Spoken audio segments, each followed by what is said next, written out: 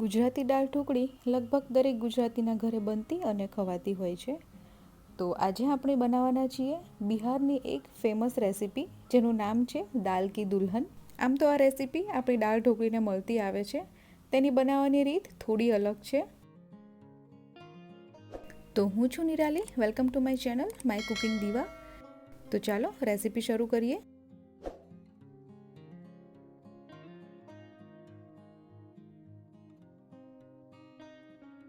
તો તેના માટે સૌથી પહેલાં પ્રેશર કુકરમાં તુવેરની 1 કપ દાળ લેવાની છે. અહીંયા તમે સાથે મગની દાળ મિક્સ કરવી હોય તો કરી શકો છો. હવે દાળમાં પાણી ઉમેરી અને એકદમ સરસ રીતે દાળને ધોઈ લેવાની છે. 2 થી 3 વખત ધોઈ લેવાની એટલે એકદમ સરસ ક્લીન થઈ જશે દાળ.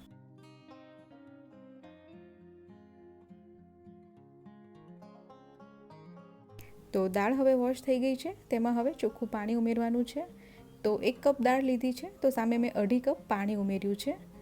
5 ચમચી મીઠું, 5 ચમચી હિંગ અને અડધી ચમચી હળદર ઉમેરી કુકરનું ઢાંકણ બંધ કરી અને 4 વિસલ થવા દેવાની. દાળ થાય છે ત્યાં સુધી લોટ બાંધી લઈએ. તો અહીંયા મેં 1 કપ ઝીણો લોટ લીધો છે રોટલીનો. તેમાં 1 ચમચી બેસન ઉમેરી દેવાનો છે. અડધી ચમચી મીઠું, અડધી ચમચી હળદર, અડધી ચમચી લાલ મરચું પાવડર, અડધી ચમચી ધાણા જીરું. બધી વસ્તુને પહેલાં મિક્સ કરી લેવાની છે. ત્યાર પછી જોઈએ તે પ્રમાણે પાણી ઉમેરતા જઈ અને લોટ બાંધી લેવાનો છે. રોટલીનો આપણે લોટ બાંધીએ તે રીતે સોફ્ટ લોટ બાંધીને તૈયાર કરવાનો છે.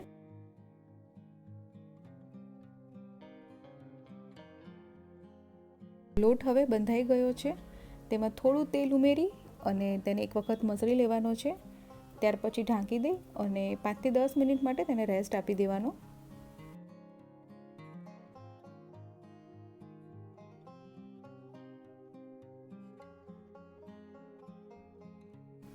દાળનું કુકર પણ 4 વિસલ થઈ અને ઠંડુ થઈ ગયું છે.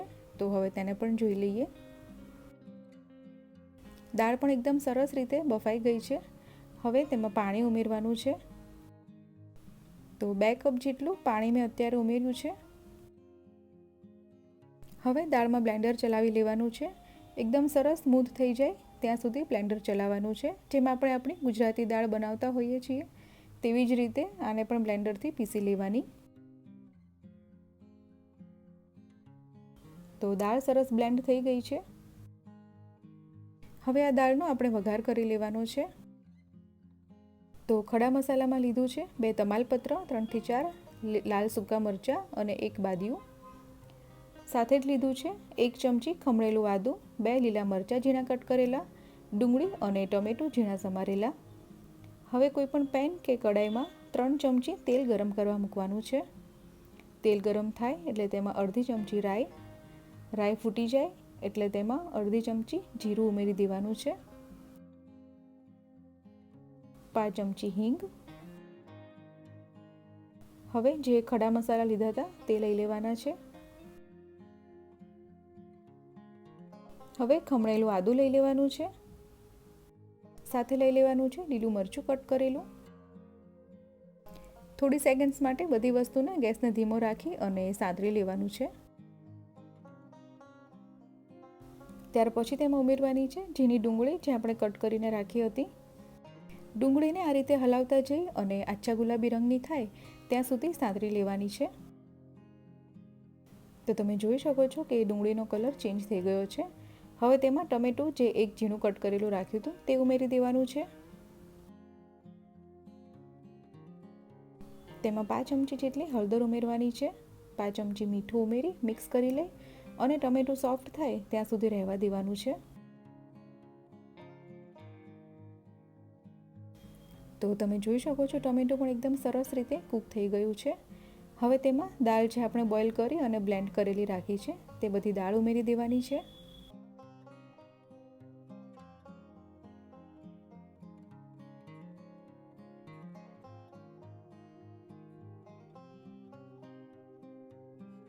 હવે તેમાં પાણી ઉમેરી દેવાનું છે. તો ઓલમોસ્ટ જેટલી દાળ છે તેટલું સામે પાણી ઉમેરવાનું છે. કેમ કે આમાં આપણે હજી ઢોકળી બનાવી અને ઉમેરવાની છે. તો જેટલું તે ઉકળશે તેટલી હજી વધારે ઘટ્ટ થશે.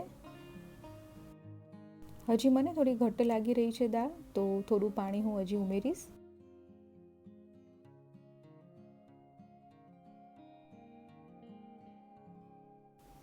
હવે દાળમાં ઉમેરી દેવાનું છે ગોળ. તો 2 નાના ટુકડા ગોળના લીધા છે. સ્વાદ પ્રમાણે મીઠું ઉમેરવાનું છે.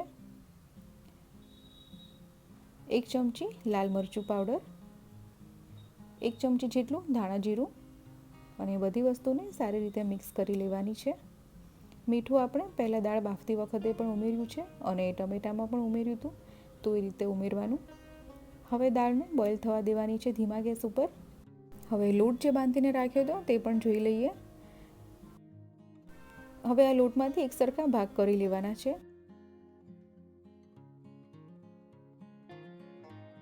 હવે તેમાંથી લુવા તૈયાર કરી લેવાના છે. તેમાંથી એકને પાટલી ઉપર લેવાનું છે. કોરો લોટ લેવાનો છે અને મોટી રોટલી વણી લેવાની છે.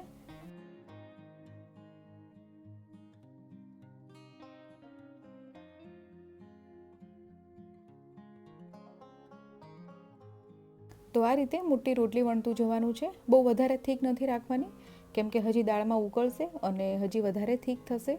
તો આ રીતે પતલી અને મોટી રોટલી વણી લેવાની છે. હવે કોઈ પણ ગ્લાસ કે વાટકી લઈ આ રીતે નાનું નાનું પૂરી શેપ કટ કરી લેવાનું છે.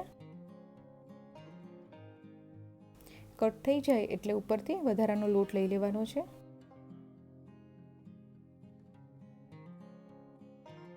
હવે એક પૂરીને હાથમાં લઈ અને બોર્ડર ઉપર થોડું પાણી લગાવી દેવાનું છે. તો હવે આ આપણી દાળ માટેની દુલ્હન તૈયાર થઈ રહી છે. તો આ રીતે બંને છેડા ભેગા કરી દેવાના છે.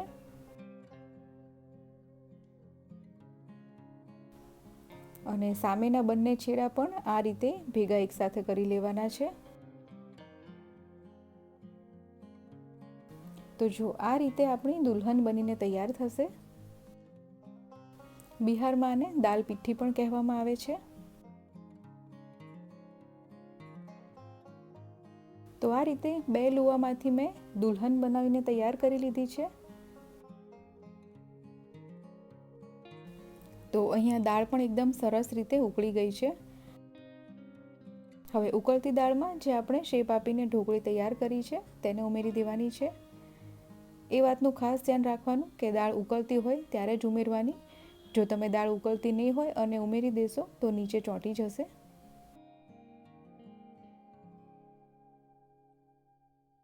બાકીના 2 લુવામાંથી મેં આ રીતે ડાયમંડ શેપ કટ કરી લીધા હતા, તો તેને પણ હું સાથે ઉમેરી દઈશ.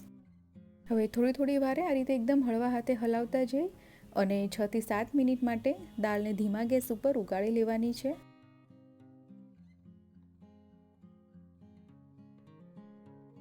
તો 7 મિનિટ જેટલો સમય થઈ ગયો છે દાળને ઉકળ્યાને, અને ઢોકળી પણ એકદમ સરસ રીતે કૂક થઈ ગઈ છે. હવે ગેસ બંધ કરી દઈ અને ઝીણી સમારેલી કોથમીરથી ગાર્નિશ કરી લેવાની છે. તો દાલ કી દુલ્હન સર્વ કરવા માટે બિલકુલ રેડી છે. આપણા ગુજરાતી ઘરોમાં જે દાળ ઢોકળી બનતી હોય છે તે રાઈસ સાથે ખવાતી હોય છે, પણ બિહારમાં જે આ દાલ કી દુલ્હન બને છે તેને એમનેમ જ ખાવામાં આવતી હોય છે. આને તમે બિહારી વન પોટ મીલ પણ કહી શકો છો. તો ગુજરાતી દાળ ઢોકળી કરતાં થોડી અલગ પણ સ્વાદમાં એકદમ જ સરસ એવી આ દાલ કી દુલ્હનની રેસીપી તમે ચોક્કસથી ટ્રાય કરજો. અને આ રેસીપી કેવી લાગી કમેન્ટમાં જણાવવાનું નહીં ભૂલતા. આવી જ બીજી નવી રેસિપીઝ જોવા માટે માય કુકિંગ દીવાને યુટ્યુબમાં સબસ્ક્રાઈબ કરી અને બાજુમાં આપેલું બેલ આઇકન પણ પ્રેસ કરી દેવું. તો ચાલો ફરી મળીએ નવી રેસિપી સાથે. ત્યાં સુધી બાય બાય, ટેક કેર.